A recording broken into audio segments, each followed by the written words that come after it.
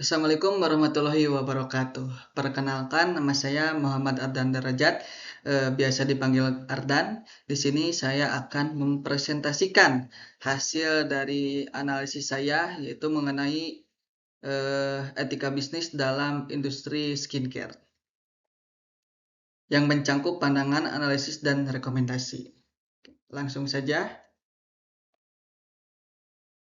Untuk pembahasannya, yang pertama praktik overclaim dalam industri skincare, yang kedua masalah etika bisnis dalam overclaim, yang ketiga rekomendasi untuk perusahaan skincare, yang keempat peraturan pemerintah dan kepatuhan, yang kelima dampak penerapan etika bisnis, dan yang terakhir kesimpulan.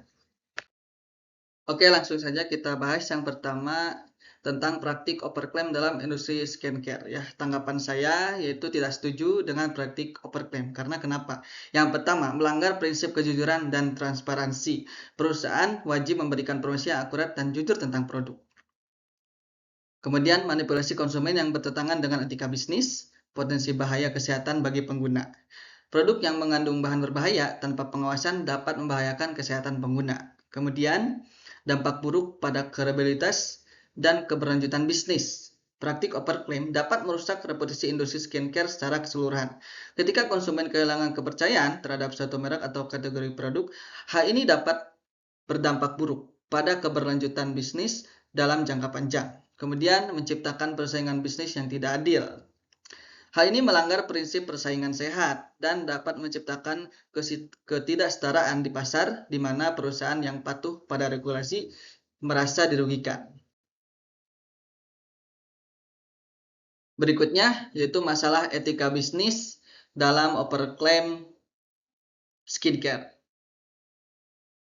Di sini yang pertama ada kejujuran dan transparansi, yaitu menyangkut informasi menyesatkan konsumen. Ya, konsumen memiliki hak untuk mendapatkan informasi yang akurat tentang produk yang mereka gunakan, tetapi klaim palsu menyesatkan mereka sehingga keputusan pembelian menjadi tidak rasional. Kemudian kepatuhan terhadap regulasi, yaitu melanggar standar BPOM. Produsen yang melanggar regulasi yang ditetapkan oleh lembaga seperti BPOM, hal ini menunjukkan ketidakpatuhan terhadap hukum yang dirancang untuk melindungi konsumen. Kemudian tanggung jawab terhadap konsumen, yaitu berisiko terhadap kesehatan. Etika bisnis menuntut perusahaan untuk bertanggung jawab terhadap kesejahteraan konsumen.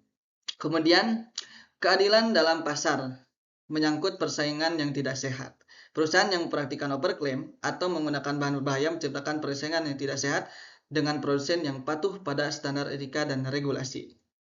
Kemudian kerugian ekonomi konsumen, yaitu konsumen kehilangan uang dan rasa kepercayaan. Lanjut ke pembahasan berikutnya, yaitu rekomendasi untuk perusahaan skincare. Yaitu yang pertama memastikan kepatuhan pada regulasi. Poinnya yaitu mengikuti standar BPOM, penggunaan bahan yang aman, kemudian transparan bahan. Selanjutnya melakukan penelitian dan uji klinis, yaitu studi yang mendalam melibatkan ahli independen, dokumentasi data. Kemudian transparan dalam pemasaran. Hindari klaim berlebihan, komunikasikan yang jujur, serta memberikan edukasi terhadap konsumen.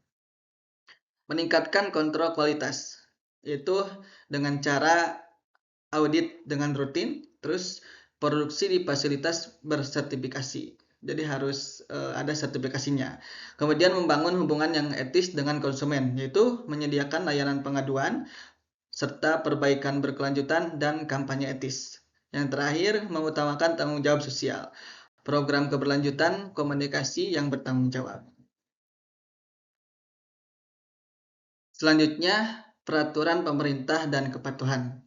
Berikut langkah-langkah untuk memenuhi regulasi. Yang pertama, riset dan formulasi produk, yaitu dengan cara memastikan bahan yang digunakan sesuai dengan daftar bahan yang diperbolehkan oleh BPOM. Kemudian, registrasi dan notifikasi BPOM. Ajukan notifikasi kosmetik melalui sistem misalkan registrasi BPOM sebelum produk dijual. Sertakan informasi yang lengkap termasuk bahan, formulasi manfaat, dan hasil uji keamanan. Kemudian, pengawasan produksi. Gunakan fasilitas produksi yang sesuai dengan cara pembuatan kosmetik yang baik. Pastikan setiap batch produk diperiksa secara ketat untuk menghindari kontaminasi atau penyimpangan. Kemudian, Penerapan labeling yang jelas, tulis kandungan bahan aktif secara jelas pada kemasan sesuai dengan kadar yang ada. Terus, pengujian keamanan, lakukan uji laboratorium independen untuk memastikan keamanan produk. Yang berikutnya, pemantauan pasar, pantau keluhan konsumen dan uji ulang produk yang beredar secara berkala. Laporkan hasil inspeksi internal ke BPOM untuk transparansi. Yang ketujuh, patuhi iklan dan promosi yang etis. Hindari klaim kesehatan atau manfaat yang tidak realistis. Kemudian, dampak penerapan etika bisnis, yaitu yang pertama, kepercayaan terhadap konsumen. Transparansi dan keamanan. Konsumen akan merasa lebih percaya pada produk yang mereka gunakan karena terjamin aman. Kepuasan dan loyalitas. Produk dengan klaim yang realistis dan bukti manfaat nyata akan meningkatkan kepuasan pelanggan. Kemudian reputasi perusahaan yang lebih baik. Dengan citra yang positif, reputasi baik memungkinkan perusahaan bersaing lebih efektif untuk keberlanjutan bisnis. Kemudian menyangkut kesehatan masyarakat, yaitu pengurangan risiko kesehatan.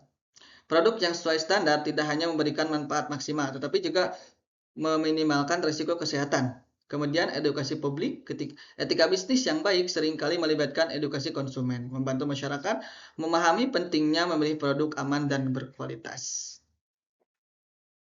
Dari pembahasan yang telah saya paparkan, dapat ditarik kesimpulan bahwa praktik overclaim dalam industri skincare melanggar prinsip etika bisnis, kejujuran, dan tanggung jawab sosial yang seharusnya dijunjung tinggi oleh setiap perusahaan. Dampak negatif dari praktik ini tidak hanya merugikan konsumen dalam bentuk kehilangan kepercayaan dan risiko kesehatan, tetapi juga mengancam keberlanjutan bisnis dan reputasi industri secara keseluruhan.